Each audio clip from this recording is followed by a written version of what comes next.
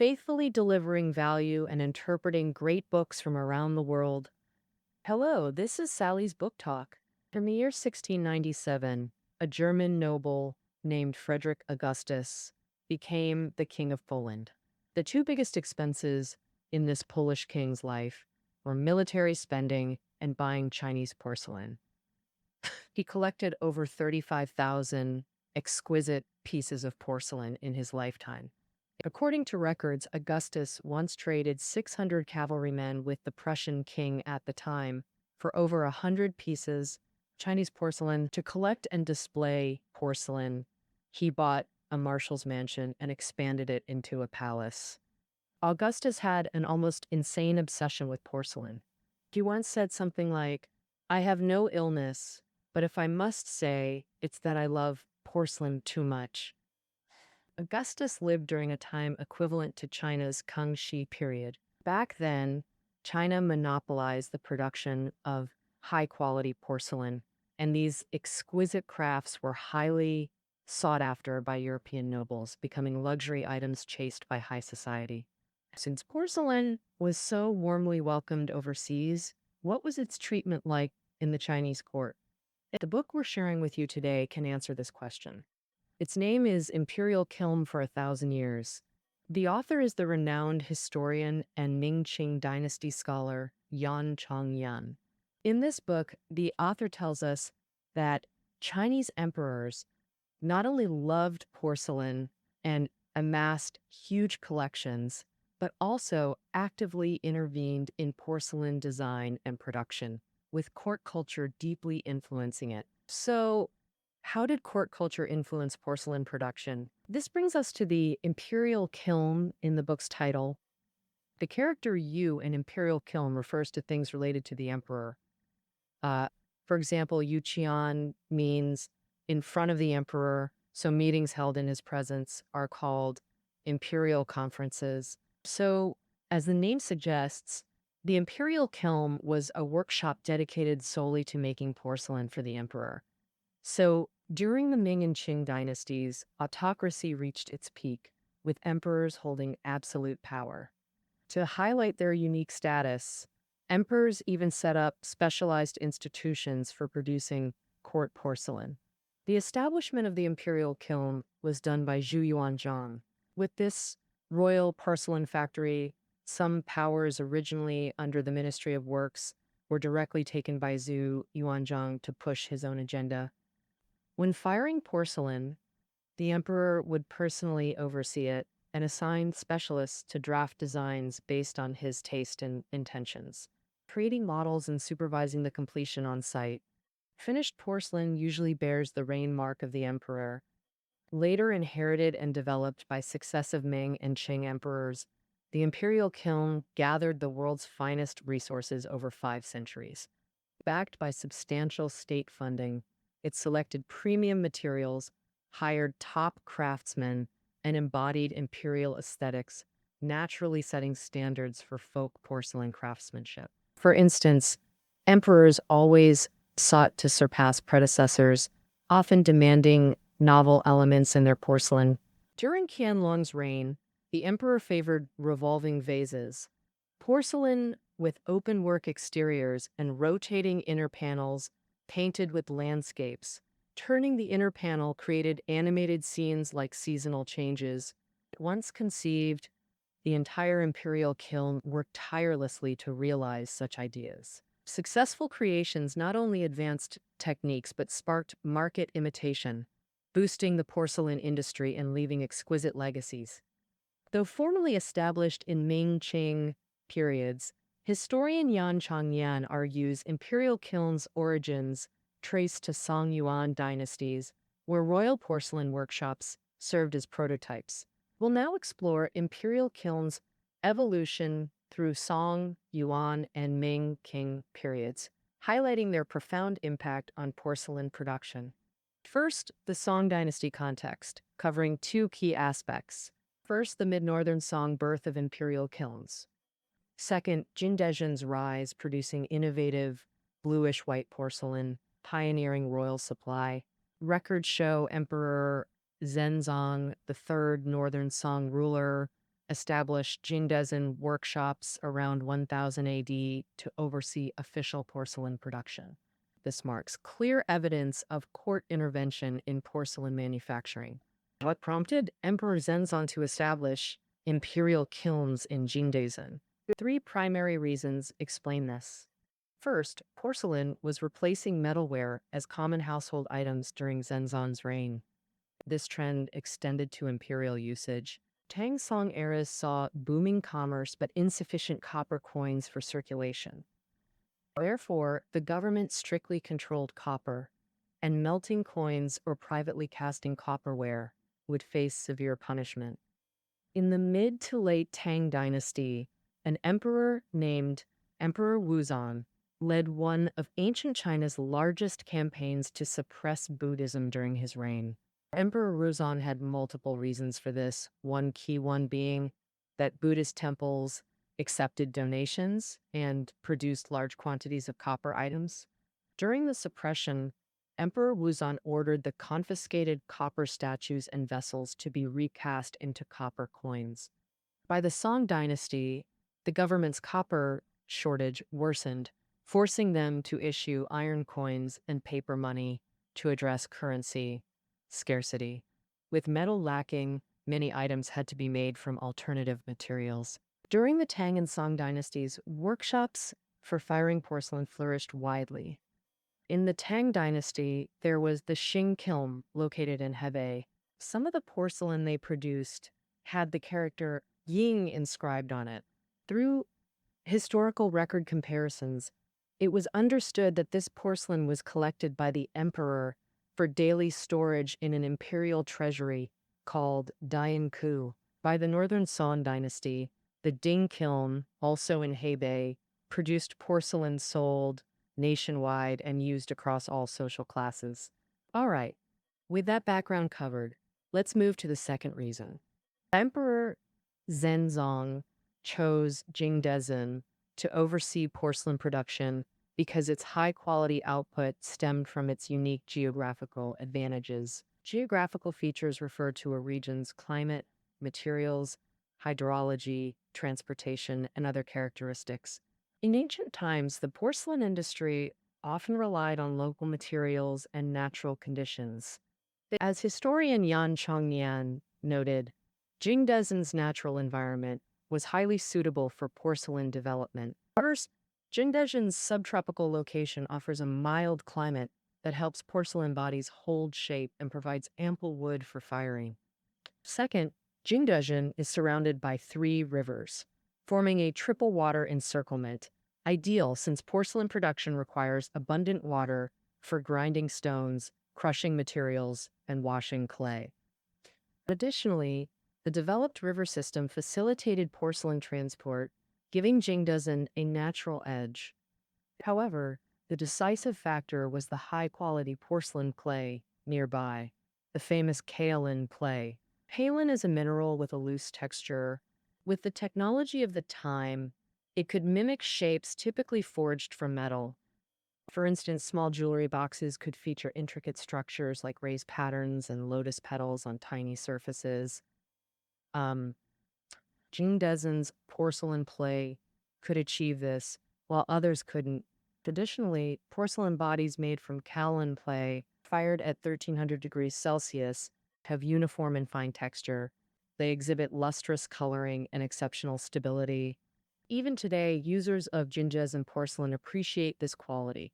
Thanks to premium raw materials and ideal production conditions, master craftsmen flocked to Jingdezhen from everywhere. By Jingdezhen's year 1 of Emperor Zenzong's reign, 1400 AD, due to population growth and thriving porcelain industry, Jingdezhen officially became an administrative unit.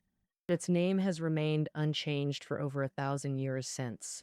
Lastly, Emperor Zhenzong chose Jingdezhen because its innovations aligned with imperial aesthetic trends. We typically imagine the Song dynasty as refined and scholarly, but its founding emperors, Taoizu and Taizong, were military men accustomed to warfare. Imperial emphasis on culture and refinement truly began with Emperor Zenzong's personal cultivation. A notable manifestation was his attention to lifestyle sophistication.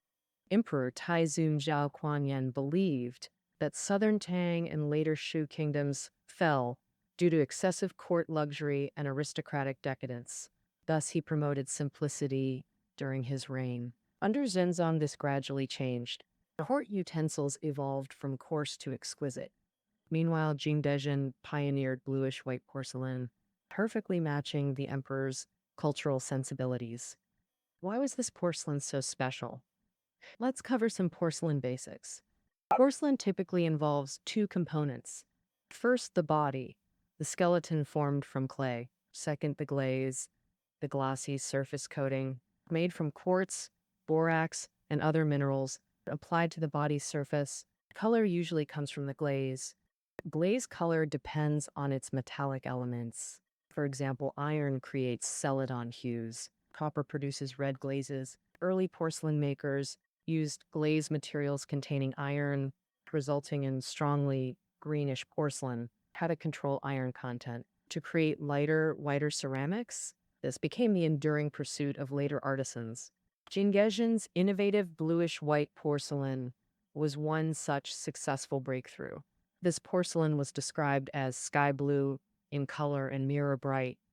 And as paper, it produced crisp, resonant tones when tapped. Its hue and texture resembled jade, earning comparisons to the precious stone. In Chinese culture, jade symbolizes scholarly refinement and virtue. Jingdezhen's bluish-white porcelain perfectly matched Emperor Zhenzong's literary interests and cultural aspirations. This became the final reason for imperial oversight in Jingdezhen. All right, that concludes our exploration of Song Imperial Kilns. This extensive section covers two core aspects of the Imperial Kiln's millennium-long history. First, Imperial Kilns represented the court's demands and preferences. Emperor Zhenzong needed porcelain to showcase his cultural refinement. This motivated his selection of premium production sites. Later emperors continued this model of exclusive porcelain production.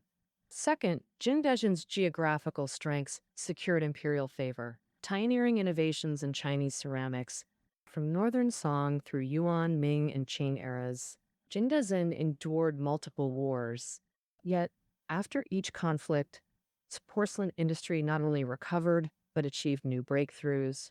The successive dynasties established imperial kilns here, producing both antique-style porcelain and entirely new varieties like Yuan blue and white and Qingfami rose. Numerous masterpieces journeyed from Jingdezhen to the world. Having covered the Song, we now examine Yuan imperial kilns. This similarly involves two key developments. First, the popularization of blue and white porcelain. Second, imperial direction of court porcelain through the Fuliang Porcelain Bureau. Speaking of Yuan imperial porcelain, its impact represents a landmark in ceramic history. This refers to the maturation of blue and white porcelain. Blue and white features cobalt patterns painted on white ceramic bodies. Perfected during the Yuan, it became porcelain's dominant form thereafter. Throughout Ming and Qing, it remained the most common porcelain style.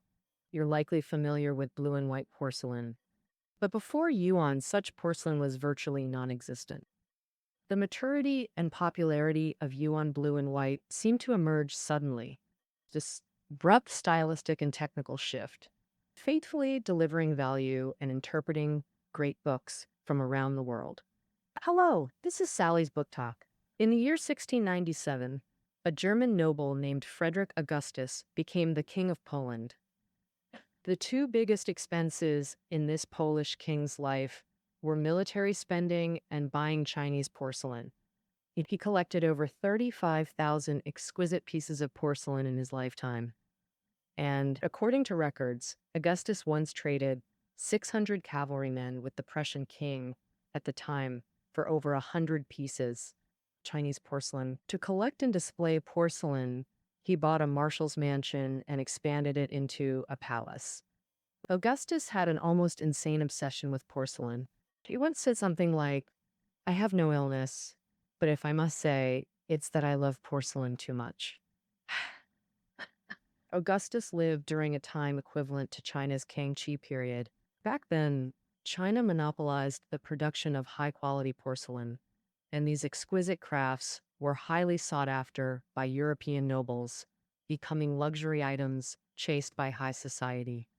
Since porcelain was so warmly welcomed overseas, what was its treatment like in the Chinese court? The book we're sharing with you today can answer this question. Its name is Imperial Kiln for 1,000 Years.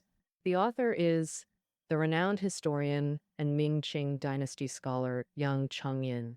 In this book, the author tells us that Chinese emperors not only loved porcelain and amassed huge collections, but also actively intervened in porcelain design and production, with court culture deeply influencing it.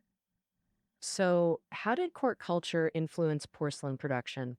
This brings us to the Imperial Kiln in the book's title. The character Yu in Imperial Kiln refers to things related to the emperor. For example, Yu Qian means in front of the emperor, so meetings held in his presence are called imperial conferences. So, as the name suggests, the Imperial Kiln was a workshop dedicated solely to making porcelain for the emperor. During the Ming and Qing dynasties, autocracy reached its peak, with emperors holding absolute power.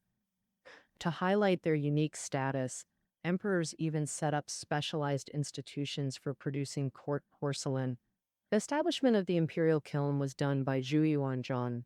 With this royal porcelain factory, some powers originally under the Ministry of Works were directly taken by Zhu Yuanzhang to push his own agenda. When firing porcelain, the emperor would personally oversee it and assign specialists to draft designs based on his taste and intentions. A large number of porcelain craftsmen were assigned to Jingdezhen, with its population surging by 40% compared to the late Southern Song dynasty. These people were registered as artisans, serving the court generation after generation by making porcelain. And the high-quality porcelain clay near Jingdezhen was monopolized by the royal family.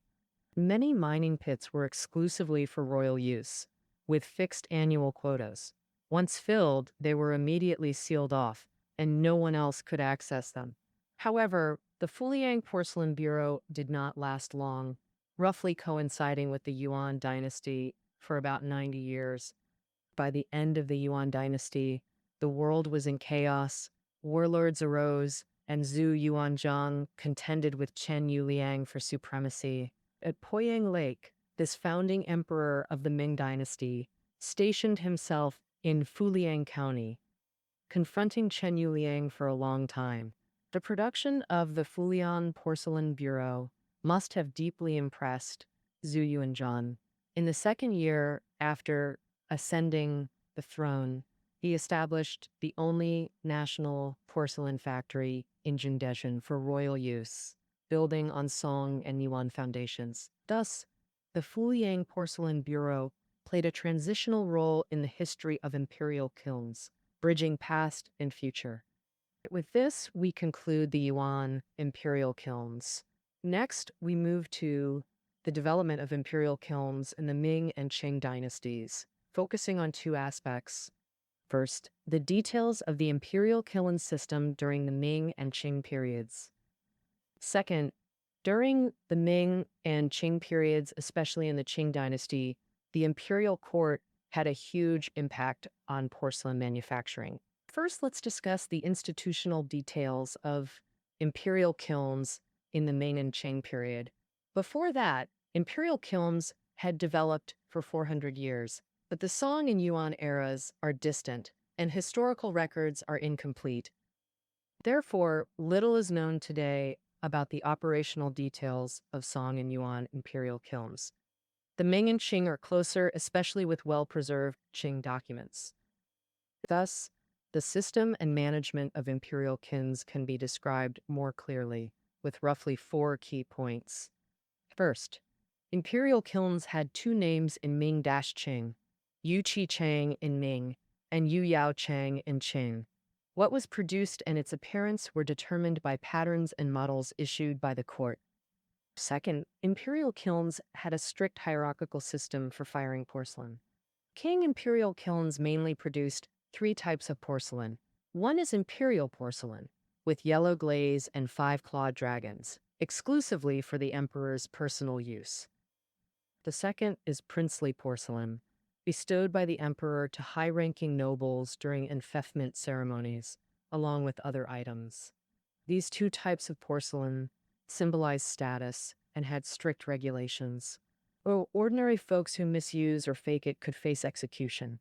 Then there's the third type, given to regular nobles, known as first-rank official porcelain. Even though it's awarded when titles are granted, its usage isn't as tightly controlled as the top tiers. Okay. Thirdly, imperial kilns demanded top-notch quality and dealt harshly with defects. In Ming times, rejects were smashed and dumped. Archaeologists found huge piles of shards near kiln sites, like over 10 tons. By Qing era, emperors got practical about costs.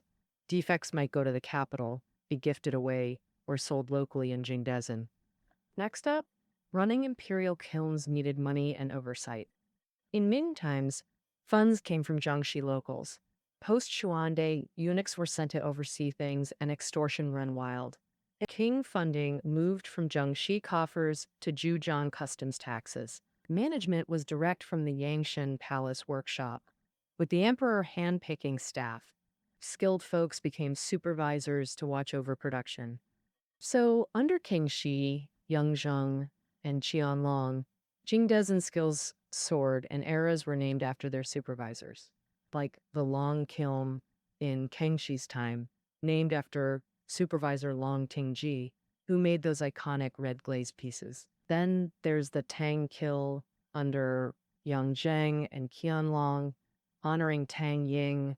He crafted tons of treasures for the court and wrote books on porcelain making that we still have. So, from this angle, King oversight worked better than Ming's. All right, that wraps up the Ming-King kiln system details. Now, moving to imperial kilns' influence on porcelain making in Minqing, as we said, they carried out the emperor's wishes, and their tastes shaped the wares. Take Zhu Yuanzhang. He saw Ming as fire-aligned, loving red. So he had the kiln make red glazed porcelain in bowls with red designs. His son, Zhu Di, after years up north with Mongol tastes, adored white. So then, kilns churned out tons of white porcelain. So-called sweet white porcelain refers to its color resembling ice under light, evoking a sweet sensation. Zhu Di adored this porcelain so much he even used sweet white ceramic pillows. Additionally, Mid-Ming Emperor Zhengde, influenced by Islamic culture, commissioned porcelain with Islamic motifs. Emperor Zhengde's successor, Emperor Zhajing, revered Taoism, leading to deep Taoist influences in imperial kiln porcelain during his reign. But regarding imperial cultural taste and its profound impact on porcelain craftsmanship, the most outstanding were Qing emperors Kangxi, Yangzheng, and Qianlong. Their porcelain embodied the High Qing era's spirit. This spirit can be summarized in two words: revivalism and innovation. First, revivalism meant pursuing ancient artistry in porcelain aesthetics. The Qing dynasty entered from Manchuria, initially quite distinct from Central Plains culture. Whether for politics or passion, emperors immersed themselves in Han culture, which revered ancient wisdom and aesthetics. In this climate, the three emperors naturally developed revivalist tendencies while learning Han culture. All three mastered Confucian classics, championed poetry and painting, emphasizing Han tradition. They surrounded themselves with leading poets and painters who became their bridges to classical culture. Qianlong especially collected ancient treasures and even dressed in Sungming scholar robes for portraits. Naturally, this antiquarian trend manifested in imperial porcelain production. For example, during Kangxi's reign, literati painters contributed to porcelain designs. Literati painting is abstract and expressive. Artists convey emotions through landscapes and natural imagery rather than realistic depiction. This style began in Tang, flourished in Songyuan, becoming core to Han culture. In early Qing, four great literati painters, surnamed Wang, were collectively known as the Four Wangs. The Four Wangs were the masters of literati painting at that time, achieving full proficiency in imitating ancient artistic conceptions. Emperor Kangxi commissioned them to create porcelain designs, integrating literati painting onto ceramics, allowing traditional artistry to accompany the emperor through this medium. Porcelain decoration thus transcended mere craftsmanship, elevated to literati aesthetics, a major influence of Kangxi on porcelain production. Another example involves Emperor Yongzheng, who favored elegant styles. Some dynasty porcelain belonged to plainware, featuring monochrome glazes. This restrained, refined porcelain perfectly suited Yongzheng's taste and gained his admiration. Once, someone presented Yongzheng with a penjing filled with gems and corals, using a northern Song Junware basin as its container. Upon seeing it, Yongzheng immediately ordered the punki removed but kept the Junware basin. However, by the Qing era, the techniques for making Song-style plain porcelain had been lost. Thus, the emperor assigned Jingdezhen's Imperial Kiln a formidable task, recreating Song-style revival porcelain. So who could undertake such responsibility? Fortunately, Qing records clearly identify him. Tang Ying, the most renowned imperial porcelain supervisor during Yongzheng and Qianlong reigns. Tang Ying's ancestors were Han Chinese from Shenyang who surrendered to the later Jin regime before the Qing conquest, becoming bui, hereditary servants to emperors or nobles. Thus, like Cao Shui-kin's family, the Tangs held humble status. Tang Ying himself was born during King Shi's reign and died in Qianlong's 21st year. He began studies at 7, and at 16 joined the Yangshan Palace workshop designing patterns for imperial porcelain. There he studied master paintings and received guidance from renowned artists. By Yongzheng's 3rd year, his designs gained imperial approval. In Yongzheng's 6th year, the emperor sent him to Jingdezhen to personally supervise porcelain production at the Imperial Kiln. In Jingdezhen, Tang Ying lived and worked alongside laborers, mastering every craft over 3 years, crucially, understanding the entire production process. In ancient times, there was no precise chemical knowledge or controlled industrial environments. Many crafts relied on experience and intuition. Porcelain firing was no exception. The final outcome was unpredictable before firing. Only after kiln firing would results be known, sometimes taking long periods to produce one qualified piece. As supervisors, complete outsiders relying solely on intimidation couldn't accomplish much. Thanks to Tang Ying's diligence, he mastered numerous craft details. Yongzheng Emperor's cherished antique-style porcelain was finally replicated under Tang Ying's direction. From Yongzheng's 6th year to Qianlong's 21st year, he worked nearly 3 decades in Jingdezhen, overseeing over 1 million porcelain pieces. He also compiled books, theoretically summarizing Jingdezhen's porcelain techniques. Hence, later generations regard Imperial Kiln porcelain under Tang as the pinnacle. He was Qing's true ceramic art director, even revered as the porcelain god. Having covered the revivalist aspect of Qing porcelain production, let's examine its innovative dimension. Innovation meant creating unprecedented techniques and porcelain varieties. This brings us to Qing's enamel colors and Famille Rose porcelain. Famille Rose was China's last major porcelain innovation, stimulated by foreign enamel techniques. Fouling derives from franc, corresponding to modern enamelware. The process involves melting glass or ceramic powder onto metal surfaces before firing. During Kangxi's reign, painted enamel techniques reached China. Emperor Kangxi, open to Western influences, admired enamel styles, and welcomed missionaries and European court painters to adapt metal enamel techniques to porcelain. Since enamel pigments were imported and prone to running during firing, success rates were low with stringent requirements.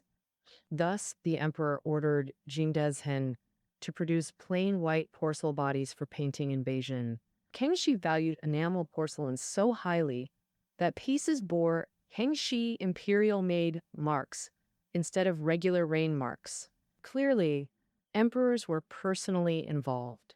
Throughout the Qing dynasty, enamel porcelain remained a royal treasure, exclusively used in court, with limited production and rarely repeated patterns. By Kangxi's later years, Jindazhen artisans inspired by enamel techniques developed Fami rose porcelain, applying arsenic-based glass powder on pre-fired bodies before painting. The powder base softened colors. Reds became pink, greens turned pale, creating overall lighter tones. This yielded porcelain with smooth surfaces, delicate hues, natural color transitions, embodying Chinese aesthetics of effortless harmony. Famila Rose was King Imperial Kiln's crowning achievement and China's final ancient porcelain innovation. Its decorative style somewhat resembled Yuan blue and white. Hemi Rose immediately influenced folk porcelain trends upon emergence. By Qianlong's reign, it adorned everyday items like bowls and jars through mass production. To this day, blue and white reigns supreme among painted porcelain, with Qing-era Fami Rose as its only rival. Having covered Imperial Kiln's pivotal eras and impacts, we conclude our journey through Imperial Kiln for 1,000 years. Budding and Songyuan dynasties, Imperial Kilns flourished brilliantly during Ming-Qing. Millennium-long innovations, bluish-white, blue and white, Fami Rose, elevated porcelain as cultural and aesthetic vessels. Today, countless imperial masterpieces survive. May their glorious history resurface when you encounter them in museums or art books. All right, Imperial Kiln for 1,000 years. That concludes our introduction. Until tomorrow.